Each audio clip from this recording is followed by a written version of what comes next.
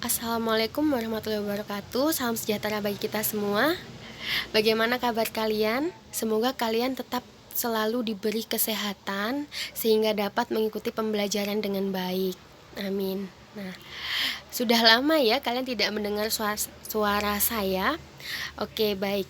Untuk kali ini kita akan membahas tentang teks eksposisi. Kita sekarang sudah beranjak di bab 2, yaitu teks eksposisi.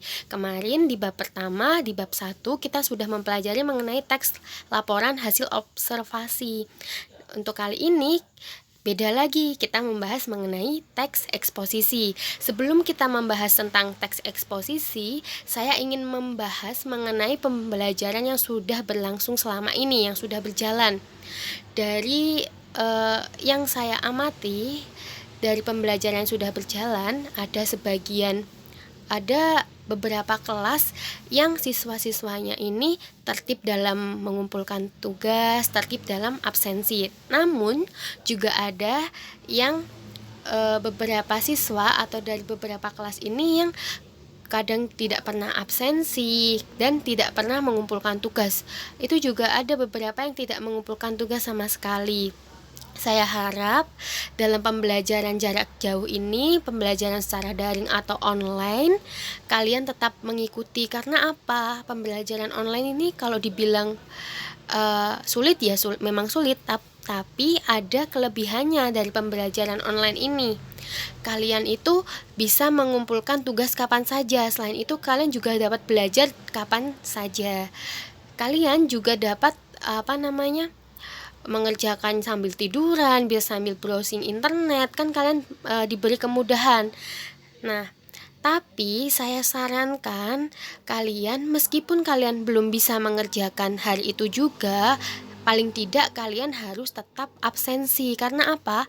Absensi itu nanti sangat mempengaruhi dalam keaktifan kalian di kelas atau dalam mata pelajaran tersebut. Kalau saya kan bahasa Indonesia, jadi itu mempengaruhi keaktifan kalian dalam mata pelajaran yang saya ajarkan, yaitu bahasa Indonesia, seperti itu. Jadi misalkan kan tidak dapat mengumpulkan tugas, tidak apa-apa, yang penting jangan lupa absen terlebih dahulu. Lagian kan dalam pengumpulan tugas kan setiap guru pasti memberikan tenggat waktu, tidak mungkin hari itu langsung dikumpulkan. Kalau seperti saya memberikan waktu 3 hari, bahkan 1 minggu. Jadi saya harap kalian jangan lupa absen. Yang pertama, jangan lupa absen. Yang kedua, mengumpulkan tugas sesuai dengan tenggat waktu. Nggak apa-apa kalian mengumpulkan, misalkan diberi waktu 5 hari, terakhir hari Jumat, dikumpulkan hari Jumat, itu tidak apa-apa. Jadi kalau online ini sebenarnya itu fleksibel ya, kalian bisa mengumpulkan tugas kapan saja. Jika ada kendala bisa bertanya pada gurunya, pasti nanti akan saya respon, seperti itu.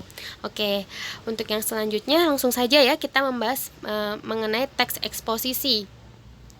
Kemarin karena saya tidak ingin membebani kalian banyak tugas, saya memberikan sebuah video dan saya menanyakan kepada kalian apa sih manfaat dari video yang saya bagikan ke kalian, linknya itu, dan sebagian besar dari kalian jawabannya sudah benar, yaitu manfaatnya yang pertama yaitu mengingatkan kepada kita dari pesan dari Bapak Joko Widodo selaku presiden kita itu, yaitu mengingatkan agar kita tetap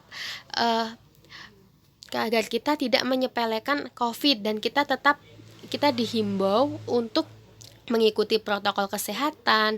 Pokoknya kita harus tetap waspada, seperti itu. Sebagian jawabannya panjang-panjang dan itu banyak sekali yang benar. Manfaatnya ini Bu, saya acungi jempol pada kalian semua yang sudah menjawab pertanyaan saya yang ada di GCR, seperti itu. Selanjutnya di pertemuan berikutnya dari teks eksposisi kemarin itu, di pertemuan 8 ya, saya juga menanyakan kepada kalian apa perbedaan pendapat dan argumentasi. Itu juga banyak sekali jawaban yang sudah benar, kalian sudah memahami. Ya, saya berpikir positive thinking, kalian memang benar-benar paham, seperti itu ya. Tidak apa-apa kalian mencari di internet, mencari di Kamus Besar Bahasa Indonesia, atau mencari di apapun. Yang penting kalian membaca dan bisa belajar. Nah, kemarin saya bertanya kan mengenai apa perbedaan pendapat dan argumentasi. bedakan ya, kadang orang itu tidak memahami bedanya pendapat dan argumentasi. Jadi pendapat dan argumentasi ini sering disamakan. Kalau pendapat itu merupakan pikiran atau anggapan. Jadi pendapat itu buah pemikiran seseorang. Biasanya orang itu melihat sesuatu, melihat permasalahan, baru mereka dapat menyimpulkan atau dapat berpendapat, oh ini karena seperti ini gitu. Jadi pendapat itu adalah buah pikiran. Tetapi kalau argumentasi ini adalah alasan untuk memperkuat atau menolak suatu pendapat, pendirian atau gagasan. Jadi biasanya pendapatnya apa dulu, terus kita baru berikan argumentasi. Jadi kalau pendapat itu pikirannya atau pokok pikiran utama, sedangkan argumentasi, maaf ini tulisan saya ada yang kurang. Sedangkan argumentasi di sini yaitu alasan untuk memperkuat atau menolak suatu pendapat, pendirian atau gagasan. Jadi pertama pendapat dulu baru kita argumentasi. Jadi alasannya yang kuat itu supaya menunjang pendapat kita. Seperti itu ya. Selanjutnya, apa sih teks eksposisi? Kalian pasti bingung ya, atau mungkin malah sudah membaca buku paketnya yang kebagian buku paket. Teks eksposisi adalah, jadi pengertian teks eksposisi yaitu sebuah teks atau karangan yang menyajikan gagasan atau pendapat. Jadi teks eksposisi ini adalah karangan yang menyajikan gagasan, ide, ataupun pendapat. Tahu ya pendapat seperti apa? Nah, gagasan tersebut dikaji oleh penulis atau pembicara berdasarkan sudut pandang tertentu. Ini saya garis bawahi. Jadi teks eksposisi ini biasanya dikaji dari sudut pandang apa? Misalkan kesehatan, atau dari sudut pandang sosialnya, atau pendidikan, atau agama. Kalau sosial kan kemasyarakatannya, seperti tadi yang pandemi itu tadi. Maksud saya video yang dari Bapak Jokowi itu kan mengenai tentang sudut pandangnya adalah sosial, masyarakatnya. Jadi masyarakat yang menjadi sudut pandang dari sebuah teks yang dibacakan oleh dipidatokan oleh Bapak Presiden itu tadi ya. Jadi biasanya teks eksposisi ini dikaji dengan sudut pandang tertentu. Untuk menguatkan gagasan yang disampaikan, penulis atau pembicara harus menyertakan alasan-alasan yang logis. Nah ini, jadi kita tidak hanya asal berpendapat saja, tapi kita harus menyertakan alasan-alasan logis. Alasan-alasan logis ini disebut dengan argumentasi. Ingat ya, alasan-alasan logis ini disebut dengan argumentasi. Dengan kata lain, penulis atau pembicara dapat bertanggung jawab untuk membuktikan, mengevaluasi, atau mengklarifikasi permasalahan tersebut. Jadi mereka harus bertanggung jawab, tidak hanya asal berpendapat saja, tapi mereka punya alasan mengapa mereka berpendapat seperti itu. Alasan tersebut disebut dengan argumentasi. Biasanya bentuk teks eksposisi itu digunakan dalam kegiatan ceramah, kegiatan pidato, perkuliahan, editorial. Tahu ya, editorial itu kalau yang di koran itu biasanya disebut teks editorial atau tajuk rencana. Nanti kalian cari di internet, banyak sekali tajuk rencana atau editorial. Biasanya ini nanti editorial ada di kelas 12 ya. Lalu ada juga opini. Opini ini adalah kayak, opini itu sama dengan pendapat. Nah, dan sejenisnya. Selanjutnya, nah ini ada, dalam menyampaikan argumen, pembicara atau penulis dapat menggunakan fakta dan alasan-alasan yang logis. Harus diingat, argumentasi tadi adalah alasan-alasan yang logis. Di dalam argumentasi itu itu ada faktanya. Jadi fakta-fakta itu disajikan dalam kalimat fakta, sedangkan alasan-alasan logis dijadikan dalam kalimat opini atau kalimat yang berdasarkan pendapat dari penulis itu sendiri, seperti itu. Jadi argumentasi itu harus berdasarkan fakta, sesuai kenyataannya. Terus ini Ada contoh kalimat-kalimatnya. Kalimat fakta seperti ini, Kementerian Hukum dan Hak Asasi Manusia hingga tanggal 13 Mei 2013 mencatat ada 158.812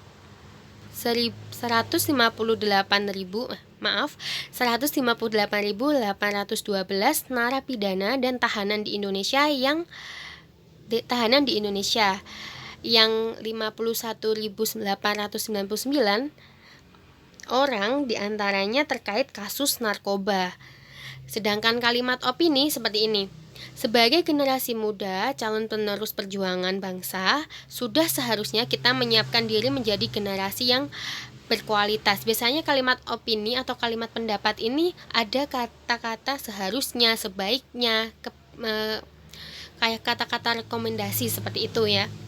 Oke, selanjutnya tujuan dari teks eksposisi. Tujuannya yaitu untuk memaparkan, menjelaskan, menyampaikan informasi, mengajarkan, dan menerangkan sesuatu tanpa disertai ajakan atau desakan agar pembaca dapat menerima dan mengikutinya.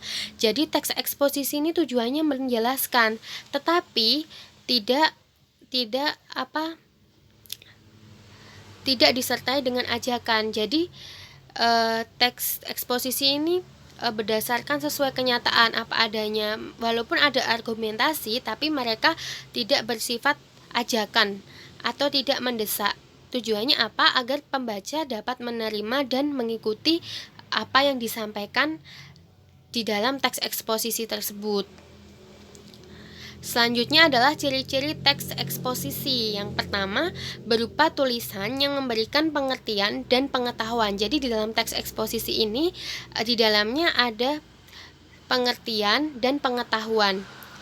Yang kedua, disampaikan secara lugas dan menggunakan bahasa baku. Kebanyakan dari teks eksposisi cara penyampaiannya menggunakan bahasa baku.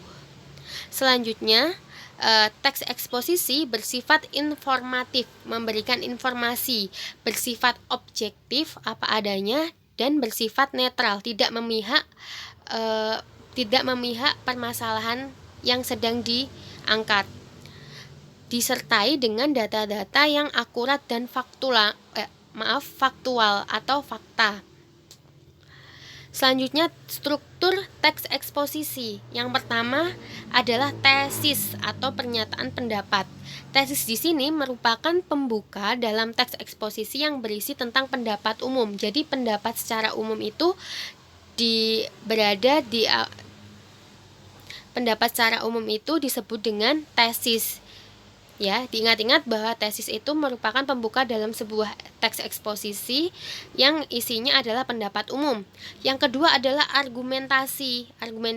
Argumentasi di sini merupakan unsur penjelas yang digunakan sebagai pendukung tesis. Jadi setelah tesis ada argumentasi.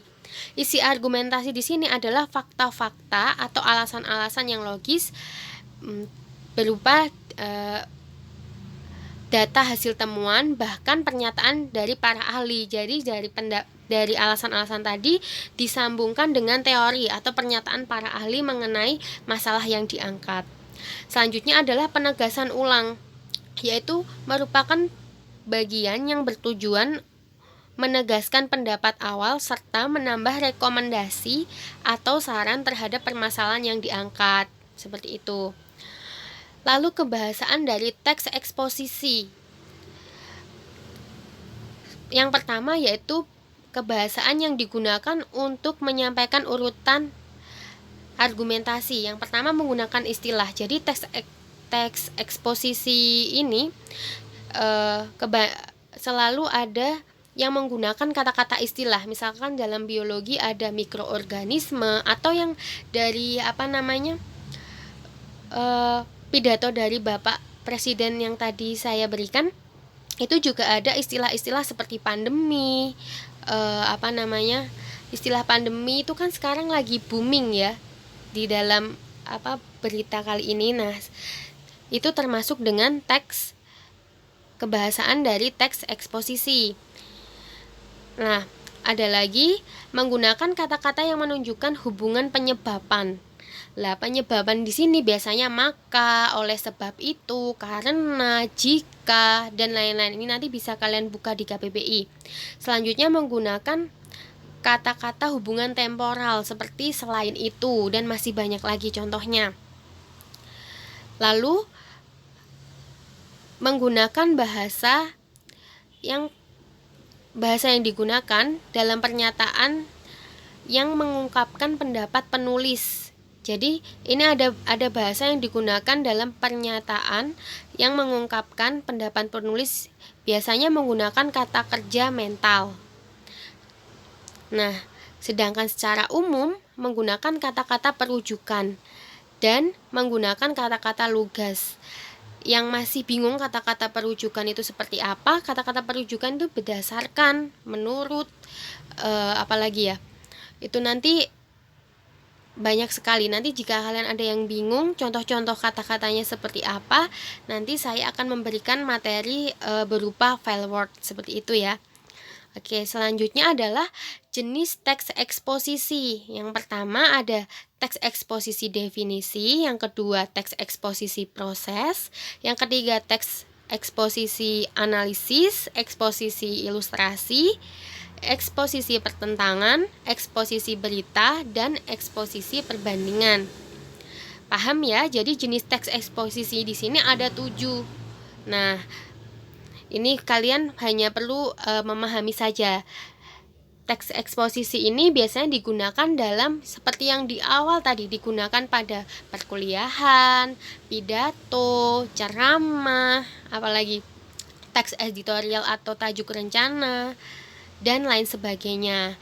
Sekian pembelajaran hari ini, semoga kalian dapat memahami dengan baik. Jangan lupa jika ada hal-hal yang penting dicatat di buku kalian. Dan semoga pembelajaran kali ini bermanfaat bagi kalian. Jika ada yang ditanyakan, bisa langsung japri saya. Pasti langsung saya jawab ya. Kalau di GCR biasanya saya tertimbun karena banyak kelasnya kan. Jadi kalian bisa japri saya, tidak apa-apa. Seperti itu ya.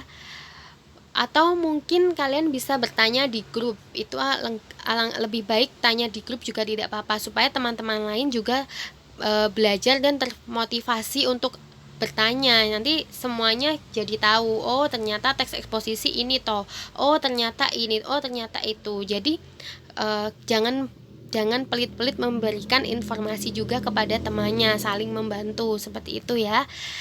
Sekian dari saya. Wassalamualaikum warahmatullahi wabarakatuh.